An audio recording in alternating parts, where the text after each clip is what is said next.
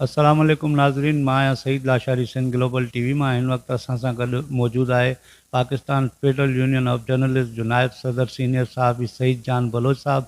सईद जान बलोच साहब कल्ह जेको आहे सो लाड़काणे में सहाफ़ियुनि जो थियल कन्वेंशन में ख़ुसूसी महिमान तौरु शिरकत कई। अचो त हाणे सईद जान साहब सां ॻाल्हायूं था ऐं जान मोहम्मद महर जे क़त्ल जे ख़िलाफ़ु जेके एहतजाज ऐं कन्वेंशन थियनि था उन्हनि जो हाल अहवाल मालूम कयूं था। जी सईद भाई। वॾी महिरबानी सिंध ग्लोबल टीवी जी जेका मूंखे मौक़ो ॾिनो त आउं पंहिंजो मौक़फ़ जेके हिन हवाले सां बयानु कयां।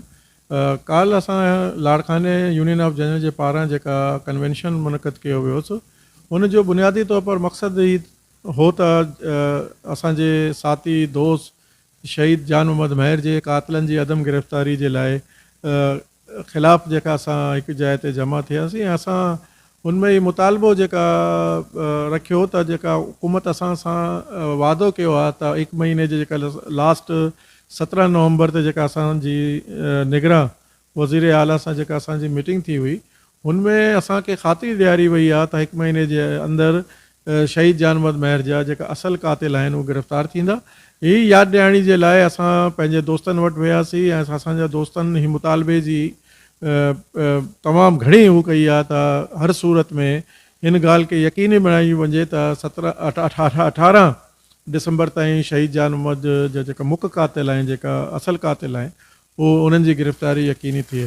हुन कन्वेंशन में असां हीअ बि तय कयो आहे त 18 दिसंबर जी डेड लाइन गुज़रण खां पोइ असीं सखर में DIG SSP ऐं एडिशनल IG जे दफ़्तर जे साम्हूं असीं धरना एहतजाज कंदासीं। हिकिड़ो कन्वेंशन मुनक़द कंदासीं उते ई सखर में। उनखां पोइ असां 23 तारीख़ ते अगरि गिरफ़्तार न थिया कातिल त पोइ असीं CM हाउस जे साम्हूं धरना ॾींदासीं।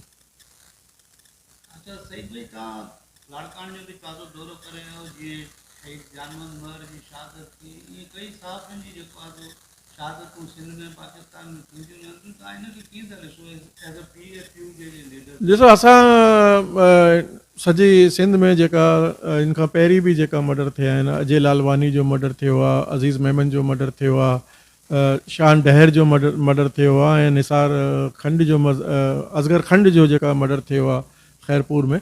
असां इन सभु शयुनि खे ई था ॾिसूं त जेका आज़ादी इज़हार राय आहे उनखे रोकण जे लाइ जेका हू कल्पर्ट्स आहिनि, जेका जराइम पेशा अनासिर आहिनि या उन्हनि जा सहूलियतकार आहिनि या उन्हनि में तव्हां पॉलिटिकली बि इन्वॉल्वमेंट खे नज़रअंदाज़ नथा करे सघो। हीअ त चाहिनि त हक़ सच जी जेका ॻाल्हि जेका हू न थिए। शहीद जान मोहम्मद जो बि डोह जेका हो हीअ हो त उहो हक़ सच जी ॻाल्हि कंदो हो ऐं जेका सच नज़र थो अचे, जेका शइ हक़ीक़त नज़र थो अचे, साफ़ियुनि जो कमु आहे उन ते ॻाल्हाइणु, उनखे पंहिंजे ॾिसण वारे पढ़ण वारनि तक जेका पहुचाइणु।